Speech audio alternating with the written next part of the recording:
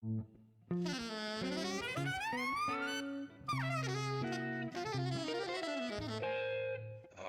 Jazz.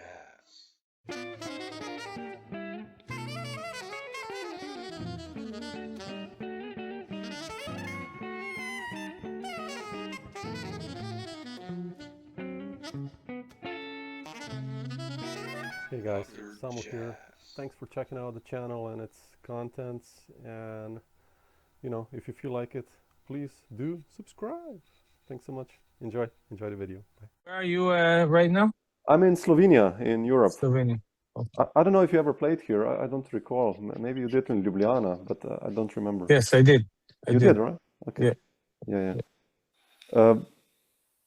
I wanted to ask you about. I wanted to start this talk with you as a composer, because Henry and Rochelle, that was the last album that you made, and that's so beautiful. I listened to it so much. And Thank you. what's your process when composing? You write such beautiful melodies, yet Thank you. there's always something underneath. Like, I listened to the tune Longing and The Wedding. I love those tunes. Like, what's happening there compositionally? How do you come up with these tunes? Like, what's your process there? Well, it's always, it start, well, 99% of the time it will start with the melody, always. And the melody has always been the most important thing to me as a composer and as an improviser. But when I finally have the melody and hopefully also the harmony behind it, then I will try to look for something else, for something maybe sophisticated, or something that I already have the part that I trust, the melody that I know this is a good melody, it's a good song. I call them songs, not composition. It's a song. It is a song. Okay. And now it's time for me to explore something that I don't necessarily know. Or so, for example, Henry and Rachel is a good example of it, because the melody is very strong and very melodic, right? Yes. And it starts with 4/4. The meter is 2/4. Oh, it's 4/4. That's how I wrote it. And then in the middle of it, it becomes 5/4. Yeah. So this is a perfect example of an exercise. It's not something that I came up with naturally. Like, oh yeah, I played it, and no, I had the melody in 4/4. And now I was looking for something hip, for something cool, for something different. And I found that, and I liked it. And Beautiful. Yeah. and the same with The Wedding, the ending, Yeah. all these tricks are basically mathematics, and sometimes it's nice, but when you have a good melody. When you have a good melody, when you have a good root, something you can rely on, then you can start doing like math, something that is from the mind and not from the heart. Yeah. And when you have both of them together, it's really cool. Yeah. Yeah, I like that with you, because nowadays in jazz, it's many times, lots of odd meters, complicated harmony. But the melody gets lost. People play quintuplets over 7, over 11, -6, whatever. And with you, I listen to, Longing 7 and then 6, and it's like constantly changing underneath. But yeah, that melody, it's like you can sing it, man. Right. It's like exactly, and usually I'll give you a great example of something. Okay, so not only that. Like you say, it's very easy to sing, but then when you start going into it, like people ask me for charts, they want to play it. All of a sudden they realize, oh, it's not as easy as it sounds. But the most funny thing I've experience with other people playing my music is that I also have the tendency to write in very weird keys. Okay. Like, for example, Henry and Rachel is in F sharp, like for saxophone, F for sharp. Saxophone, that's very weird. Yeah. It's a horrible. Yeah. Also, like my first composition in the beginning, that's the name of the CD. Yes, like, I have from it. back in 2003. This composition is in F sharp also. So, like, I've always liked weird changes and hard changes for saxophone playing. Yeah. And one day I heard someone playing one of my compositions, which is in F sharp, but I hear it and it's weird. It doesn't sound like it. Like something is weird about it. And then I realized that they changed the key to F.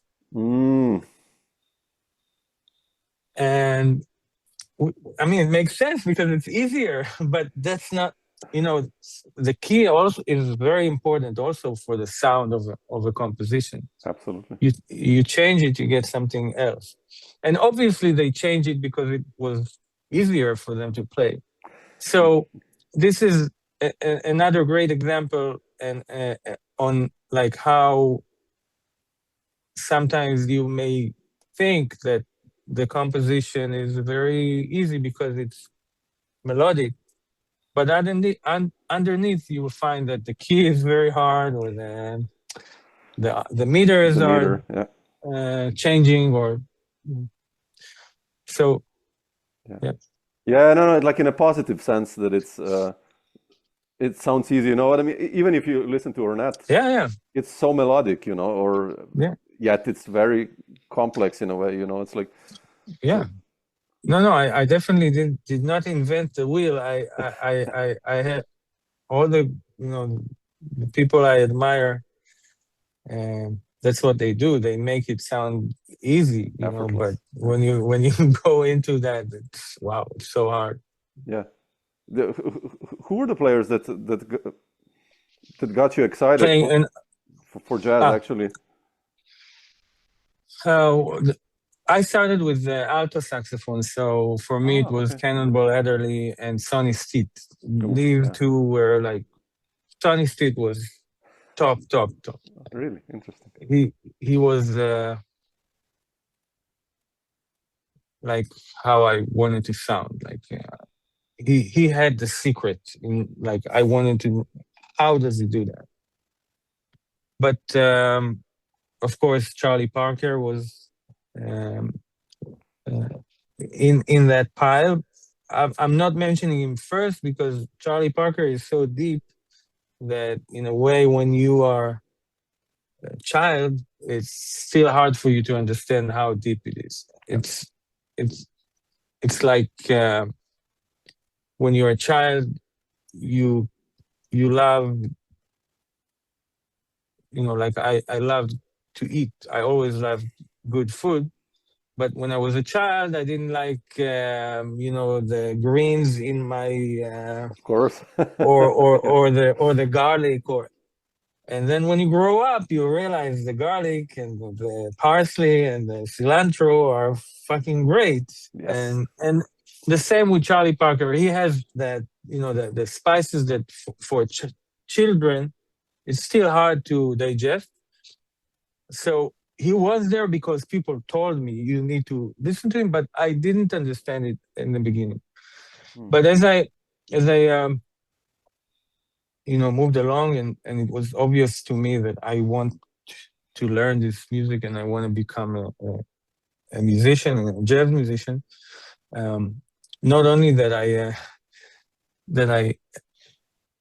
admired Charlie Parker, I was an only child and I had a dog, and I was talking every night to my dog before we went to bed, and I told my dog, like as if talking to God, I told her, if I could wake up in the morning and sound like Charlie Parker, like there was a magic, and I would be so, that would be the most amazing thing that will happen to me. And I don't care if people will tell me, oh, you sound like Charlie Parker, you're not original. Like, I really didn't care about having my own sound and, being an individual. I just wanted to imitate, to be as great as Charlie Parker. And this is something that I also tell my my students today. Many times you find students that have like they resist transcribing, or they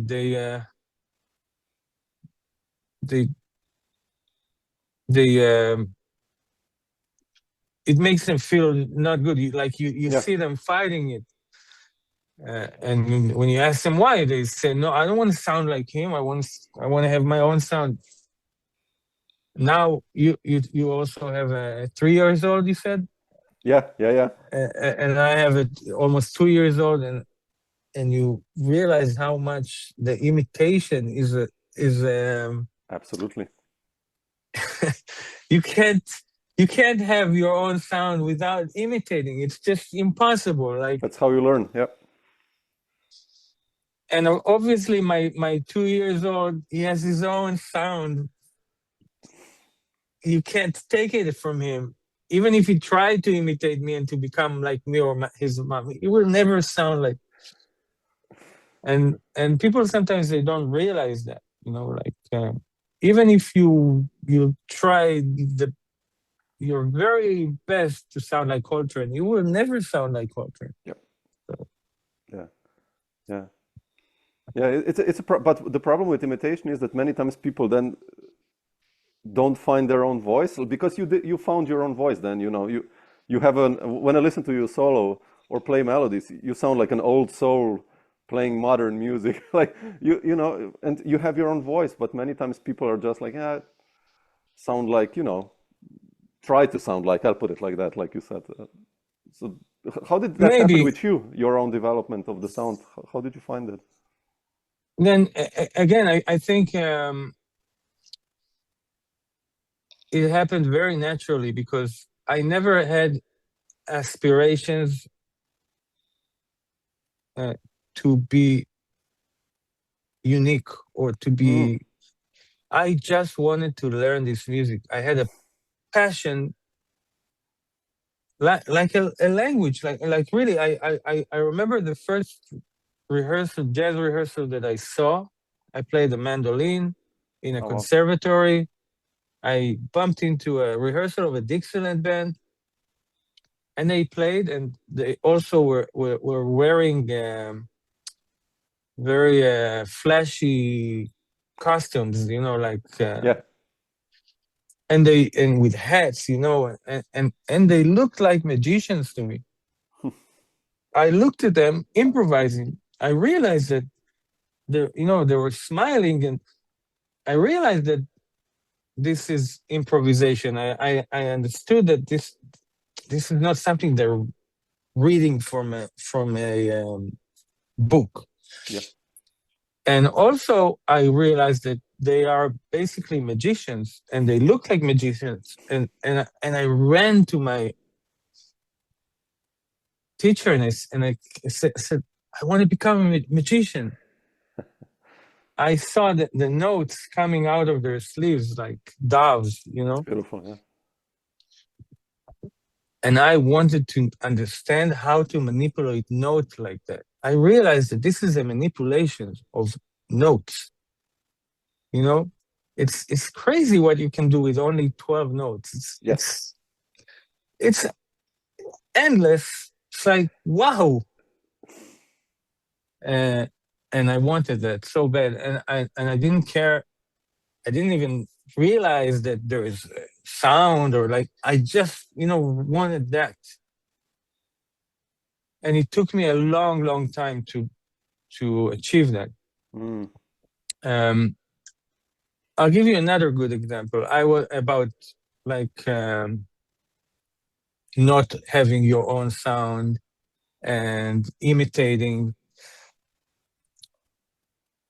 I was in a band, in a school, in a jazz, school jazz band, and we played like standards. The teacher gave us standards. We learned it, and we improvised, and of course blues, 12-bar blues.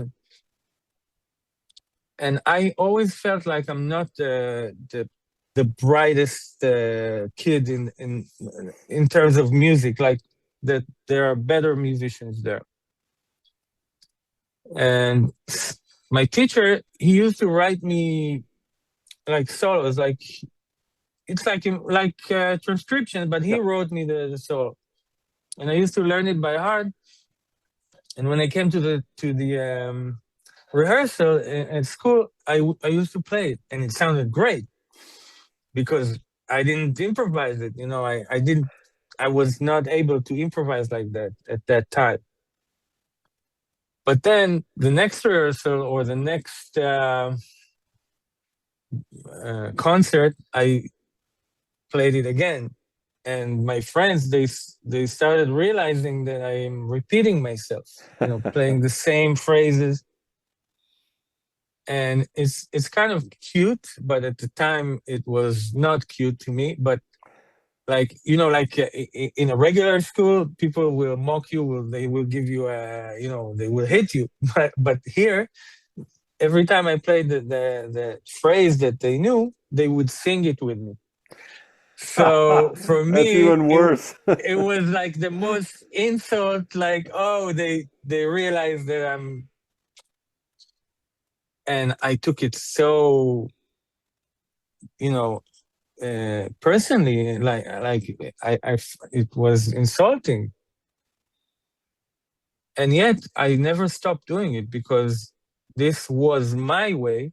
And again, my way, I'm not saying this is everyone's way to learn, to keep saying the same thing over and over, just like my kid is doing now. I see it. Yep. And I had a good intuition about myself, about how I will learn this. And then around 16, and I'm talking 6 years later, because I started around 10, I still never really found or had a good feeling about improvising. I was always frustrated, always. And it's really depressing to be like 6 years of frustration all the time and jealousy. Like you see someone is doing it and you're like jealous. I used to transcribe solos and get so frustrated that I took the stereo. Back then we used to do it with a stereo, big stereo, forward and backward. Yes. And throw it on the floor because I was so furious that I'm not hearing it like I should. And then at 16, we had a concert in the garden of the school. And do you remember this cartoon of the coyote? Oh, sure, of course. The beep, beep, beep, beep. Yeah, Roadrunner. Yeah, and so the Roadrunner, the coyote is running after the Roadrunner. Yeah. And almost every episode, they go to a cliff, right?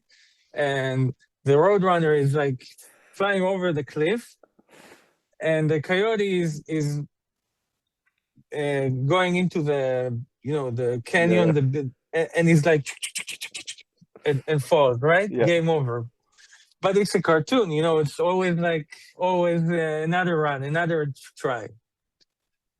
And for me, playing those written solos or transcriptions was just like that. I was chasing Charlie Parker. I was chasing Sonny Stitt. I was chasing them, and then the solo is ended. Their solo is ended. I get to the cliff and I'm like, boom, like I can't. Interesting. Yeah. But then in this concert at 16, I played again the same solo that one of the solos that my saxophone teacher wrote to me. And I got to the cliff. I got to and the friends are mocking me. They're singing it, you know. They're looking at me and I can see them looking and laughing. And I'm playing, and then I get there, and I'm like that. And then I see myself, like really, while playing, I look at myself from there, and I'm flying. I'm walking into the other side. I'm not falling anymore. Boom! In one day, it happened. Yeah, I was really looking at myself from while playing. I did it, and I felt like, man, I can improvise. I can do it. And I remember they were looking at me, my friends, with this surprised look. What just happened? And this is like the happiest ending ever to have, like, after 6 years of frustration, of repeating myself, of getting mocked for doing that. This was the time. From that time, I could start playing. Yeah. Yeah. Interesting. Yeah, but you were chewing it for 6 years, and Yeah. you know, and then this dough formed, and that was it. I mean, it's for me it was the same. I was practicing these scales and arpeggios for 6 years when I was at university, and I felt like I'm not going anywhere. Right. And then all of a sudden, it feels like things. Wow. Yeah. My whole fretboard was like, oh wow, Yeah. I know it now. Of course, but you were doing, like you said, you know, constant repeating and Yeah. amazing. But then it happened for you so quickly, right? Because you were 18 and you moved to the States, and then like it's Berkeley and it's Thelonious Monk Institute. How was Yeah, that like for you? How did all that happen? And how? Well, there's a good connection between Berkeley and Rimon School, which is a music school in Israel. Mhm. So the teachers from over there, they used to come to Israel once a year and make auditions. So even though I was not ready to move because I was 16, I still had the good intuition to go and audition.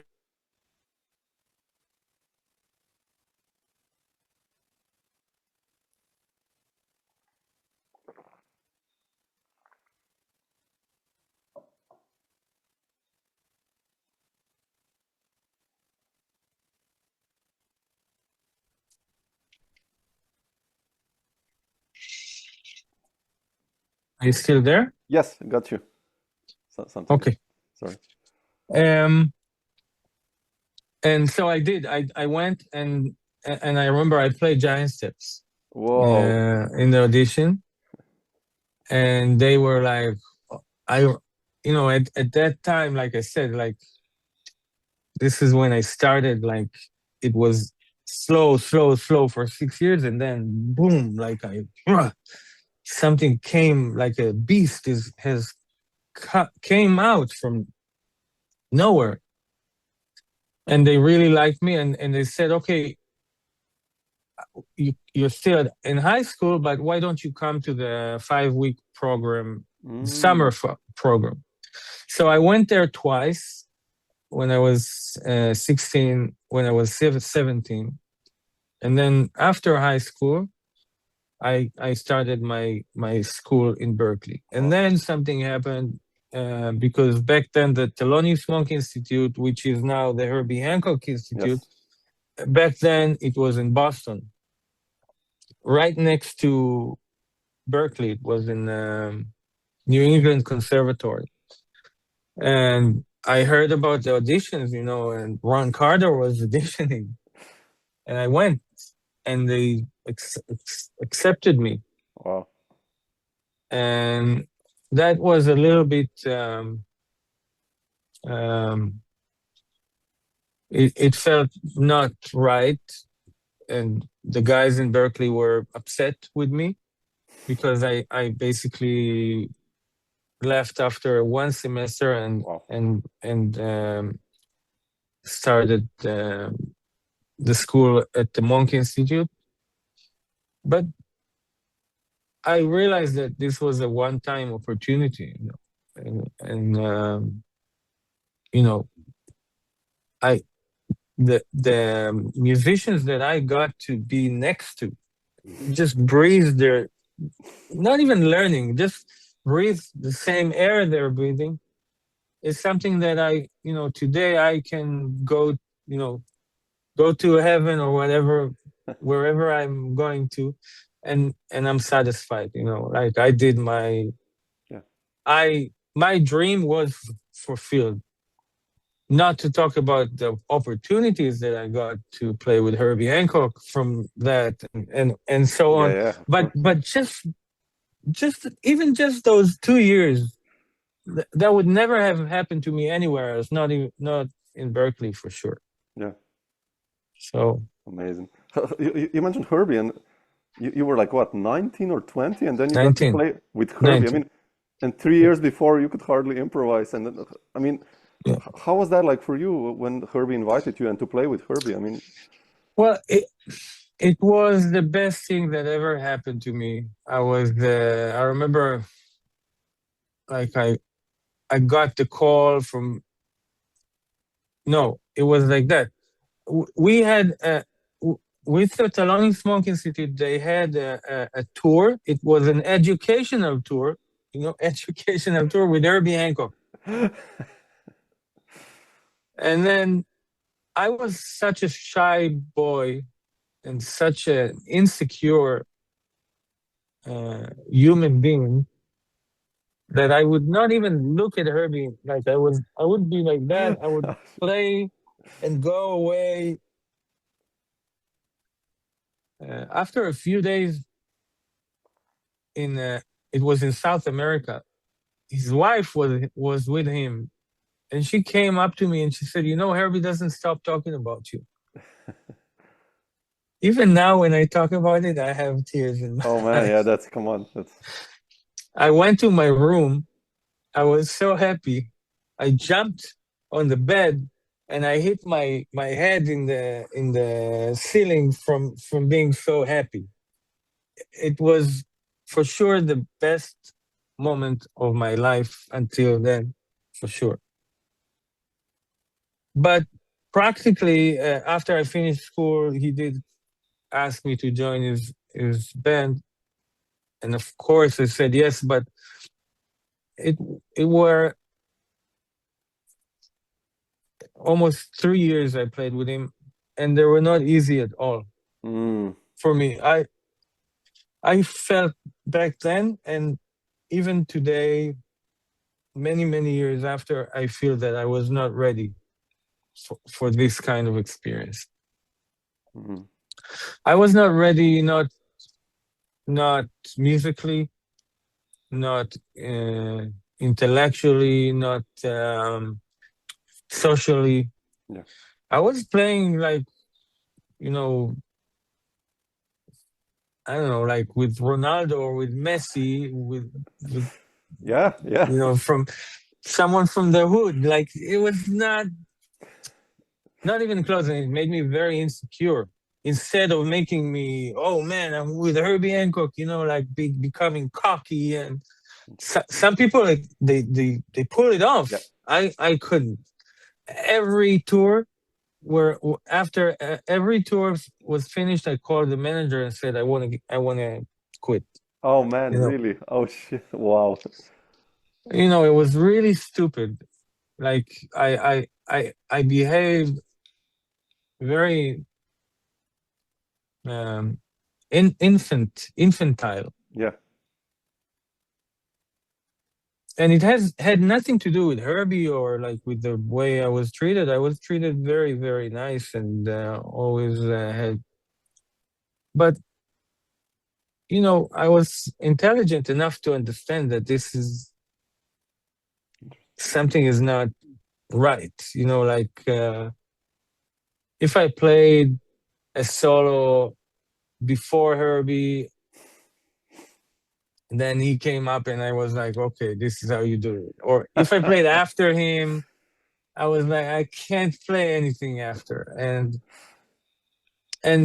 when I played, because I was in such a high profile band and touring all over the world, then all the best musicians always came to check out who is this young saxophonist playing with Herbie. So I was always with a lot of criticism from people that I admire, and I felt that they know that I know that this. So in general, it wasn't a good experience for me, but of course, this was the one of the best 3 years I've ever had in my life. From a young childhood, really, I never would have dreamt to be experiencing something like that, to see the world, to play with my heroes, to hear him, to see him. Wow. And Herbie was such a wonderful and generous person, and it still is.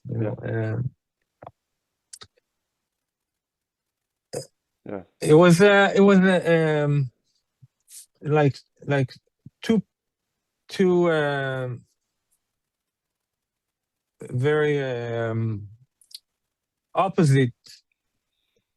very opposite experiences that I've experienced in one person. Because from one angle, like I said, I was very insecure and felt not worthy. There is a good term for it. I felt like the imposter syndrome. You understand what? Absolutely, absolutely, yeah. But from another angle, obviously, I was very proud, and I was playing with Herbie Hancock, and I started seeing the world, and I became a man, and like high profile, and so it was like both of them in one. I would never have said not, like, even though I said that it was a tough and sometimes depressing experience, I would have repeated it all over again if that came. But at the same time, I think that today, if it were to be happening again, it would be a whole different experience. Of course, yeah. It makes sense. I mean, but that's how in jazz it was always. If you think about it, Art Blakey, Miles, all these guys invited, 18-year-olds, Wynton or Brantford or whoever, and of course they got their. That's right. Asses kicked on a musical and personal level, no? Yes and no, because it's like some people, they have this attitude, and you see it, for example, in basketball. Like the best basketball players, very, very young. They're already cocky and they have self-confidence and they're like, I'm the best. I wasn't like that ever. So I didn't have that extra thing that, because again, if you're talking about basketball, you're under pressure that is extreme, to do that thing at the right moment, and to be a winner. And they do it, they just have it. They have this attitude, like they own it.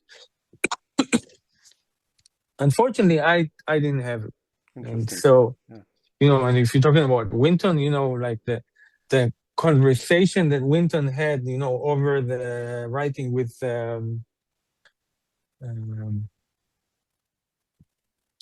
Keith Jarrett, you would say where does he have the guts to do it? But he was so young and Yep. Interesting, yeah, if you think about it. But it made you ready for New York, right? This Herbie experience, because like then you moved to New York and you started to play basically like when I listen, you know I have those CDs. I was on Fresh Sound as well, like in the early 2000s, and I kind of bought or Jordy sent me many CDs, and I have Emotionally Available and in the beginning, and man, those are really good records, even if you put them now on like. And you Thank sound you. very mature on those. Like, how did the New York Well, experience then happen? And then I want to say it made me ready, or made me more ready and prepared for being a professional jazz saxophonist. I agree, but it did not make me ready for New York, not at all. Because okay. when I came to New York, I was still playing with Herbie, and then when this 3 years experience was over, I was sure that the phone will not stop ringing, and it did not. Wow. Okay. And what and that was probably the best thing that ever happened to me, because that made me start writing music. Before then, like I said, I just wanted to be a sideman to play. I never thought about writing music, not at all. And then I was sitting at home, depressed, with no work, thinking that I'm a loser, like playing with Herbie, but nobody, like people understand that I'm an imposter. That's how I felt. Mm. The only person that made me feel good about myself, and I thank him for that till this day, is Aaron Goldberg. Really?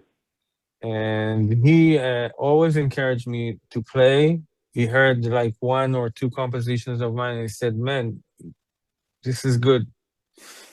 And he understands it, because also like the melodies, the like we started the conversation, the easy melodies, I was like, no, who would want to listen to that? It's too easy. I mean, I was there when the revolution Yeah. of Kurt And Rosenwinkel, Mark and Turner and yeah. I was like, what? Who would want to hear it? And Aaron was, no, you should talk to Kurt. He would like to play this, And then this is how Happened, yeah. the first CD came to, Aaron encouraged me to talk to Kurt and to talk to Jeff and Ben. This is that trio, Yeah. that.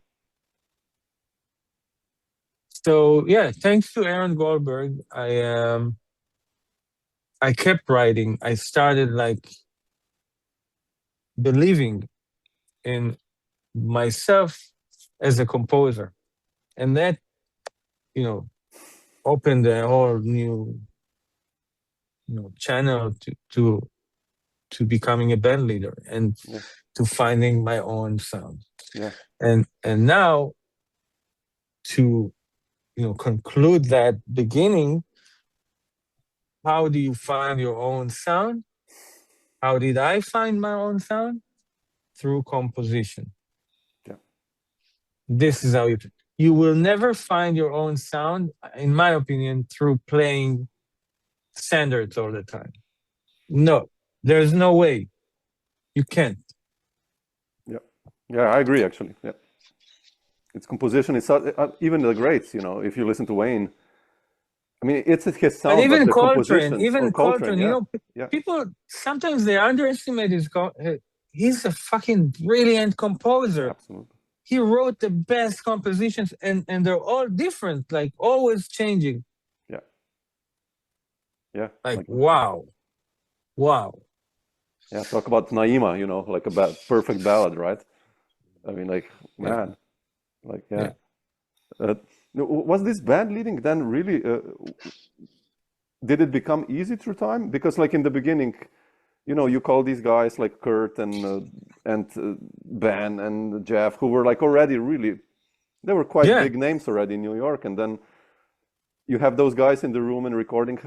How was that like for you? How did you learn to become assertive and a band leader? And the This is it's a great question, because I always I think about it, and I thought about it for so many years, and I experienced it. Like, now that you're asking me, I really go back to that feeling, which is not that different from being with Herbie, with one extra weight. That Yes. with Herbie, it wasn't my band, so I felt insecure. I didn't feel good about my playing, whatever, blah blah blah. But that's it.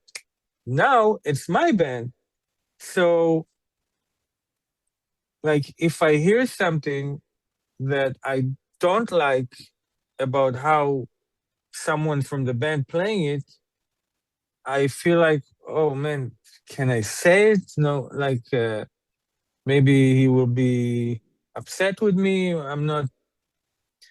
You understand what I Yes, mean? Like, absolutely. Yeah. It's so that's even like, how can I say to Kurt, can you play yes, something exactly. different? I can't do it, So that was really difficult for me, because obviously you hear your music in a way. Sometimes I think that the best example of that was when recording with Ron, Brad, Yeah, I wanted to ask you about that. Yeah. and Al, Yeah. my city. I'm going to be honest right now. There were things that I decided not to say, or even though that I thought it could be better or like different if but I realized that I can't do it. I'm playing with masters. I'm not going to tell them how to play. I'm choosing not to, even though that I want to, but no, I will not. Yeah. That's why years after, I started playing with musicians who are younger than me, who grew up on my music. And this is a whole different experience. And it's a great experience. Not from the point of view of being controlling or anything like that. Just because it's just easier. It's just, okay, I just can say anything I feel, like musically I'm talking Yes. about. Like, can you do it like that? Let's try it like that. Nothing is under pressure, no pressure, just good vibes. Everyone's eager to learn. Like you become a little wiser, your hair is a little more Yeah. white. Great. And so today I love this kind of experience. And also to connect to one of your questions in the beginning, we were talking about the process of how do I compose. Yeah. So we were talking about the melody, and then the mathematics, right? The finding the extra thing. But during rehearsal with a band like that is eager to play and don't look at the time when the rehearsal is over, they can just be there with you. Then a lot of the stuff is a product of the band, not of only what I had in my mind, but what we have together. Yeah. And so playing with Tom Oren, or back then, before that, with Gadi Lehavi, or Evyatar Slivnik and Alon Nir, a lot of things that happening in the recording, that I'm not talking about improvisation. Obviously, this is on the spot, but like arrangement-wise, Composition. Yeah. was created together, not only in my head. So this is also the third in the triangle of how that composition is shaped. This is another crucial part. Yeah. The band that is becoming one machine, that Unity. Yeah. unit. Yeah. You can. Yeah. It's I totally understand you. Yeah, I was the same. I was in New York recording with guys in systems too. Like I had David Binney there and Gerald Cleaver, Mark Elias, and I was like, oh, dude, Shit, yeah, well, yeah. And you're like 24 or something, and it's like, man, what am I even doing here? Everyone. Yes. I mean, I brought in the compositions, and it's all cool, but you're afraid to say anything. Now you're older. You're like, okay, let's try this again, and let's change Yes. this. Yes. It makes so much sense. Yeah. Yes. You can hear it in the music, I think. Yeah. Like the last album, it's so musical. Thank you. Like it's, Thank you.